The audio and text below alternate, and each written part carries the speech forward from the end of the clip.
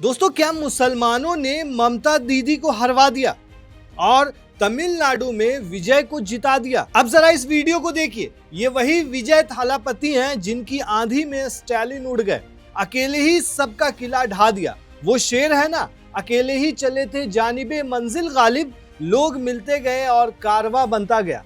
विजय की ये विजय ऐसे ही नहीं हुई है। कभी मुसलमानों के साथ नमाज पढ़ते नजर आए तो कभी स्टेज पर अपने ड्राइवर के बेटे को गले लगाया और टिकट भी दिया। मतलब आसमान पर रहकर भी जमीन नहीं छोड़ी।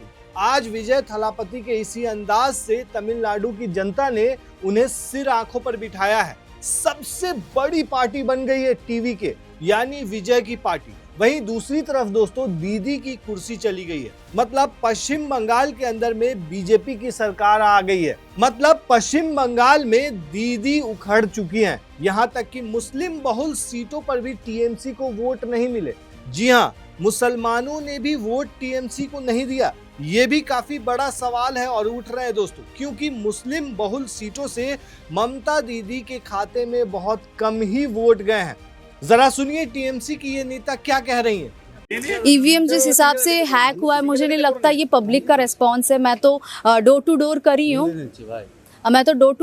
हूँ। जो जैसे बागदा लोगों का जैसा रिस्पॉन्स मुझे मिला था, उसका जवाब ये नहीं है। इसका हिसाब सही से होगा।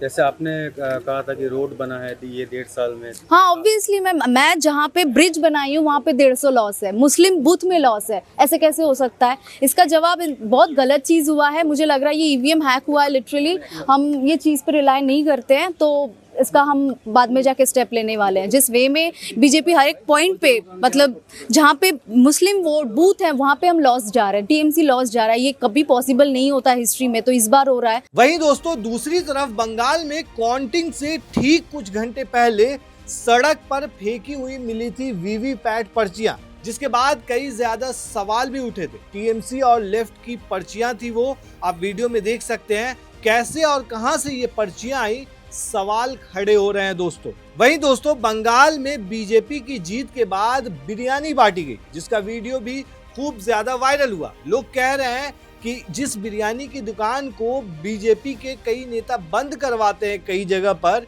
अब यहां पर बिरयानी बांटी जा रही है। ये कैसे? वहीं दोस्तों बंगाल में जीत की खुशी में कई जगह पर देखा जा रहा है तोड़ फोड़ का मामला भी सामने आया है। मतलब कि तोड़ फोड़ भी मचाया गया है। और वहीं दोस्तों दूसरी तरफ अगर देखा जाए केरला का रिजल्ट की अगर बात करें हम दोस्तों, तो वहां जो है कांग्रेस का परचम लहरा चुका है। अभी तक जो हमारे सामने ये जो नजर आ रहा है दोस्तों, हम सीधे तौर पर इलेक्शन कमीशन की वेबसाइट के जरिए बता रहे हैं आपको जो अभी का हाल है। आसाम की बात करें दोस्तों, तो आसाम में बीजेपी की सरकार एक बार फिर से आ चुकी इसलिए है क्योंकि अभी 45 पर लीड कर रही है और 37 जीत चुकी है। मतलब पूरी तरीके से बीजेपी के खाते में आसाम जा चुका है दोस्तों। वहीं अगर केरला की बात करें तो अभी जो काउंटिंग चल रही है उसके हिसाब से कांग्रेस की सरकार बनने जा रही है दोस्तों। वहीं तमिलनाडु के अंदर टीवीके जो है वो अभी समझिए सेंचुरी मार चुकी है। मतलब कि 15 पे जीत चुकी है और 94 पे लीड कर रही है। तो इस हिसाब से एक बड़ी जीत की तरफ विजय जो है वो बढ़ते हुए नजर आ रहे हैं दोस्तों। वहीं वेस्ट बंगाल की बात करें तो सबसे ज्यादा चौंकाया है, क्योंकि जो सामने आ रही थी चीजें, जो देखा जा रहा था कि ममता दीदी की जो है वो जीत होने जा रही है, लेकिन उनकी हार हो चुकी है दोस्तों ये रिजल्ट जो है काफी ज्यादा अनएक्सपेक्टेड था। कई सारे जो एग्जिट पोल हैं वो तमिलनाडु को खास करके लेकर के फेल होते हुए दिखे, क्योंकि जिस तरीके का रुझान और जिस तरीके का जनता ने विश्वास दिखाया है विजय थालापति की तरफ, वो अपने आप में सोचने वाली बात है और वो काबिले तारीफ भी है दोस्तों। फिलहाल जो आंकड़े सामने आए हैं उस हिसाब से देखा जाए तो आसाम के अंदर बीजेपी की सरकार बनने जा रही है दोस्तों। और वेस्ट बंगाल की बात करें तो वहां भी इस बार अब बीजेपी की सरकार बनने जा रही है।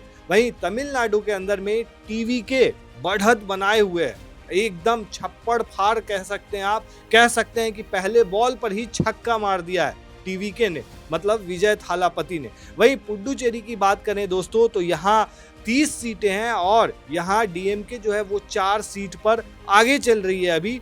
और एआईएनआरसी वो 2 सीटों पर लीड करती हुई नजर आ रही है और 9 जीत चुकी है। दोस्तों, आसाम की बात करें तो आसाम में बीजेपी की बन चुकी है। वहीं केरला की अगर बात करें तो केरला के अंदर में अभी तक कांग्रेस जो है वो 56 सीट जीत चुकी है और 7 पे लीड कर रही है। मतलब 126 सीटों का रुझान आ चुका है, तो यहाँ कांग्रेस की सरकार बनने जा रही है। दोस्तों आपको क्या लगता है ये रिजल्ट इस बार का कैसा था आपकी नज़र में? आप हमें कमेंट में ज़रूर बताएं। शुक्रिया।